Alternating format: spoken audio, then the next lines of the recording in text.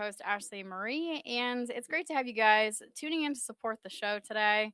If you guys have not liked, subscribed, and followed, we really appreciate the support on that. The Masters is quickly approaching us as the snow falls outside. We're in North Carolina right now. It is snowing pretty heavily. People are gearing up for the Masters, a very prestigious and sought after opportunity for golfers around the world.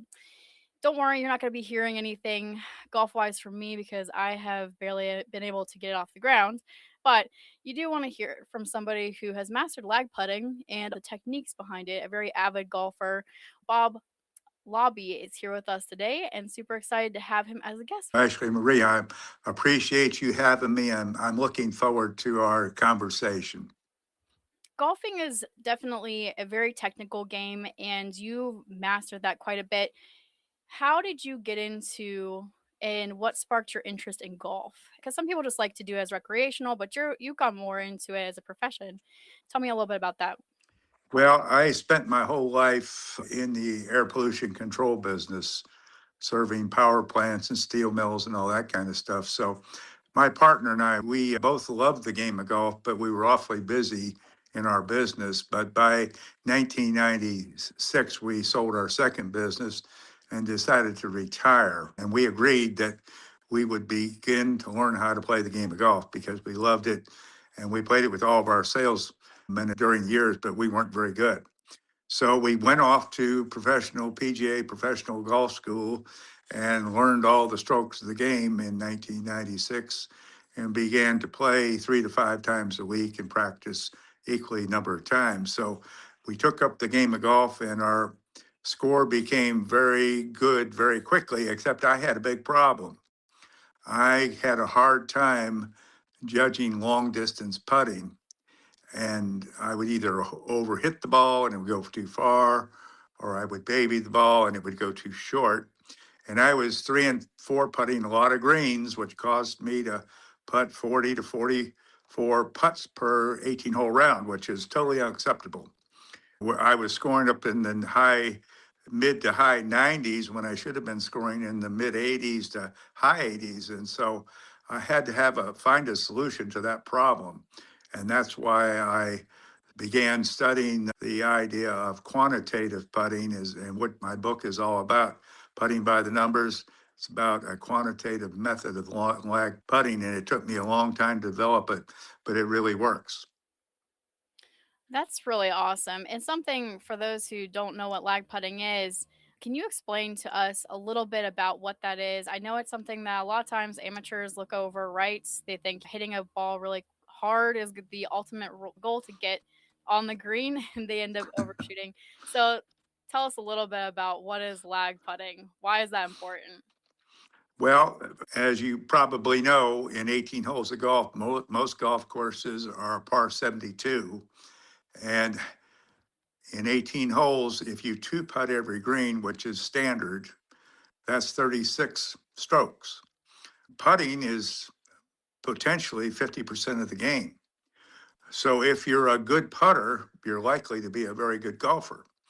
And so if you're a bad putter, you're never going to play very well. And that was my problem starting out. So long distance putting, lag putting is just what it says, very long distance putting. You can putt long distance on the green, the fringe that's around the green, the fairway, and the first cut of rough.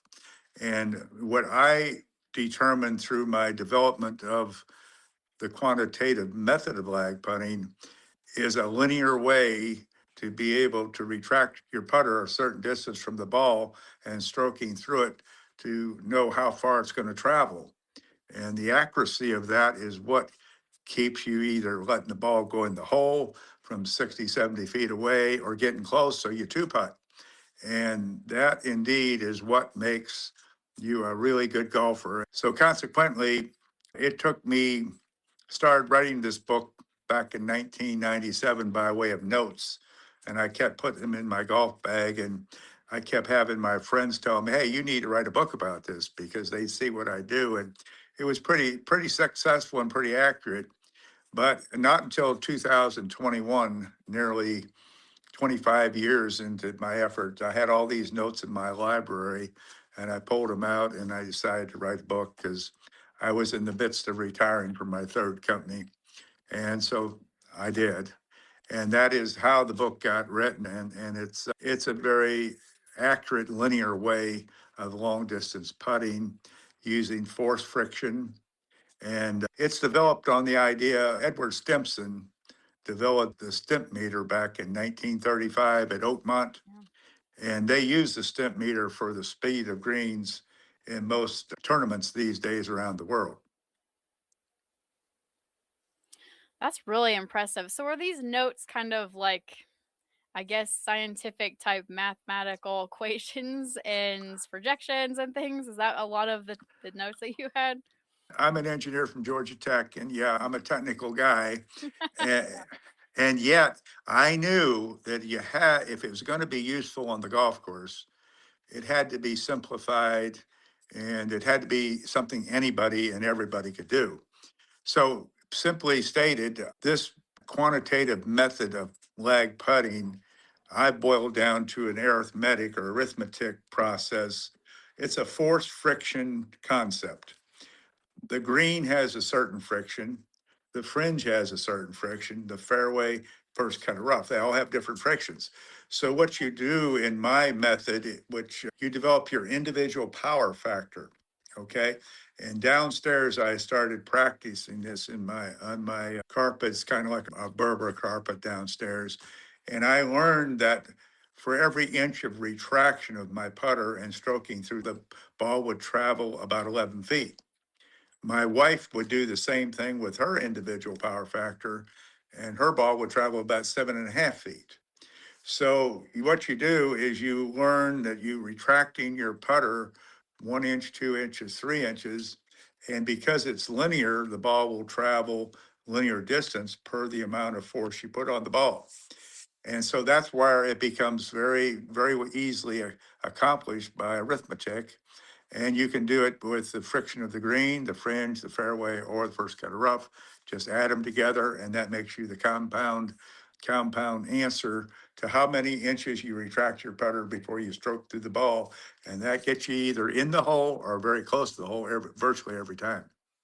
And that's what Wow, mathematical equation. That's great. it's very simple though. It's got to be simple so you can do it in your head when you're on the golf course. And that's what my book does. It takes physics and engineering mechanics and turns them into simple arithmetic. And but if you get a copy of my book, all you have to do is actually go to my website, boblobby.com, and I have two free video tutorials, one in home practice and one on the golf course practice. You can watch my videos and see exactly what I do. And if you like what I'm doing, then for $5 to $10, you can pick up my book, an ebook, softback, hardback copy, or audio copy, and then read my book. And if you practice my method 30 minutes a day, 3 times a week for 6 weeks, you'll know if my method is for you.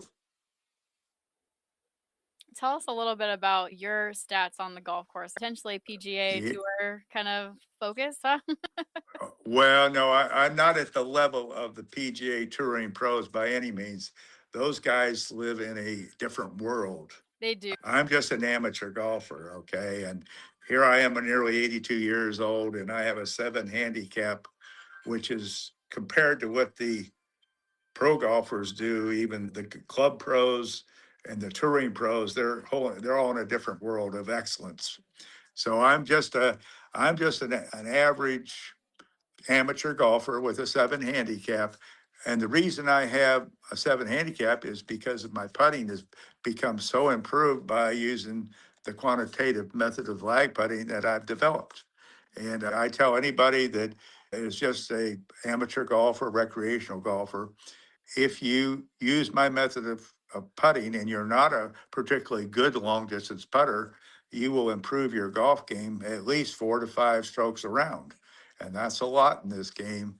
And you can't do it more inexpensively than buying a $5 to $10 book.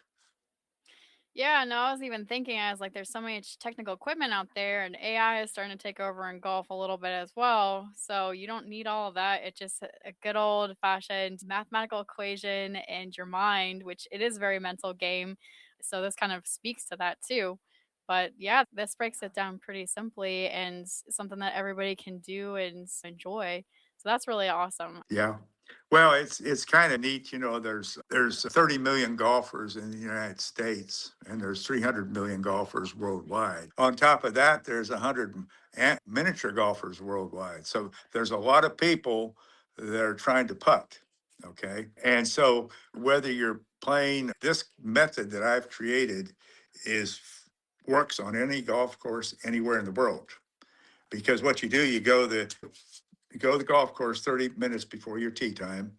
You take three balls and you put them on the green and you practice to see how far they travel for a 3-inch retraction or a 6-inch retraction. You do that on the green, the fringe, the fairway, and the first cut of rough. You write that on your scorecard. And then when you go out to play your round of golf, you know exactly what arithmetic you need to use. If you're 75 feet away from the green and on the first cut of rough, you know exactly what to do. And that's part of this methodology is that you go to the green or close to the green. You don't have to be on the green. You can be just close to the green. And you have a plan when you get there, exactly what you're going to do. And most golfers don't have that. This methodology makes you have a plan when you get there. And gosh, when you have a plan and then you execute it, it makes you really happy. Yeah, no, you're not wrong at all. What are some myths that you see in golf a lot of times that you wish would disappear? Well, that old saying is drive for show and putt for dough. There's nothing more true than that because putting, as I said earlier in our conversation, can be as much as 50% of the game. But do you know anybody that practices putting 50% of the time? I don't. People practice the woods, the irons, the long hitting ball because really hitting the ball off the tee and hitting it 300 yards is really very exciting, makes you feel very good. But there's nothing better than putting a ball 75 feet from the hole and sinking it. That makes you even feel better. Yeah, So, that's true. so consequently, I think people that are just beginning to play the game or early in the game, they need to recognize how important putting is. Because with my methodology, you don't have to practice the long putts anymore because you know exactly what you're going to do. You're arithmetically going to determine how far you have to remove your putter from the ball and stroke through it. And then your ball, usually my objective is to have your second putt within 3 to 5 foot of the hole. And then what it does for you, it only requires that you practice short putts in that 3 to 5 foot radius, which gives you a lot more time to practice your long putts and your other clubs. That's amazing. Yeah, you definitely have some amazing experience, and you can tell because you definitely know what you're talking about when it comes to that. And there's a huge push on people are always like, "Oh yeah, I want to get my swing in. I want to be able to hit that ball really far." And I hear a huge push for that. But you're right, it does come down to the putting side because that is the final game, especially if it's taking off a couple strokes, which is huge in golfing. That can make a big difference. So, totally Mhm. smart. The short game in golf, that anything that you're using a chipping or pitching wedge and the putter, the short game in golf is you watch the pro tour, you watch these guys on Sunday. The best golfers on the pro tour have the best short games. They're great putters and they're great pitchers and great chippers. And if you're great with the short game, the mistakes you make with the long game are easily made up in your score. How much time a week or a day should somebody practice putting, especially with your method? You said a couple weeks to see how it played out, but how much do they do that like per day? What I suggest people do is look at my free videos. You can go to my website, boblobby.com. I have two free videos. One's a 11-minute in-home practice video on your in-home indoor carpet. And then the other is a 23-minute on the golf course practice video. And it shows you how to putt on the green, the fringe, the first cut of rough, and the fairway. And then after you watch those videos, if you think that what I'm showing you, you kind of, then I would suggest you buy one of my books, which are from $5 to $10, and they come in ebook, softback, hardback, and audiobooks. And then after you do that, after you read my book, then I suggest you practice my method 30 minutes a day, 3 days a week for 6 weeks. And at the end of that period, you will know whether you like what I'm telling you to do and if you're good at doing it. And you take that method to the golf course, and I will guarantee you, you will improve your game by 4 to 5 strokes, if not more. Super cool. It sounds like a no-brainer. You guys should definitely go and check out the book. Putting by numbers. What is something that you would also recommend for staying physically being able to golf consistently throughout your lifetime? I think staying active and exercising regularly. I think one of the things that I wish I had done more of, I would recommend everybody stretch when they get up every day and do 10 or 15 minutes of stretching, because that really helps your body to be able to be mobile and flexible. And having a flexible body is, in my opinion, essential to play any sport, particularly the game of golf. I believe in staying mentally and physically active, regardless of how old you are, exercising as much as possible. I appreciate you sharing all of that, Bob. Have you ever been to the Masters? I have been there 4 different times. I wish I could get an invite to play the course, because I'd love to putt those greens because I know they're really fast. My wife and I have been to the Masters 4 times since 2009, and it's a lovely place. It's just one of the most phenomenal places in the golfing world. It's very magical experience. What is any last words of wisdom or advice that you would share with people that are getting into golf or have been in it for a little while and just need some different tips? I think we talked before we got on this discussion was, if you're a brand new golfer, you need to start out the right way. And when I started playing golf in 1996, I went to Maggie Valley, North Carolina, and went to their PGA school and spent 4 days with pros teaching me how to execute every stroke from the tee to the fairway to the bunkers, close to the green, all the different clubs, and the putter. The only one I wasn't very good with was the long distance putter. And that's why I had to come up with this method. But if you get you get a good by getting good teaching from a PGA professional, because they know what they're talking about with regard to how you should set up and stroke the ball with all the different clubs. Golf is all about practice, focus, keeping a quiet mind when you're getting ready to stroke the ball, and with intention. And it is, in my mind, the most difficult athletic game on the planet, because you would think hitting a ball that's sitting stationary on the ground would be rather easy, but unfortunately, it's not. Some of the great baseball players of all time, like John Smoltz, they've become excellent scratch players in golf, but they can tell you, as great a baseball player, how difficult the game of golf is. But golf is so much fun, and you meet such nice people. It's just a wonderful place to spend a good portion of your life.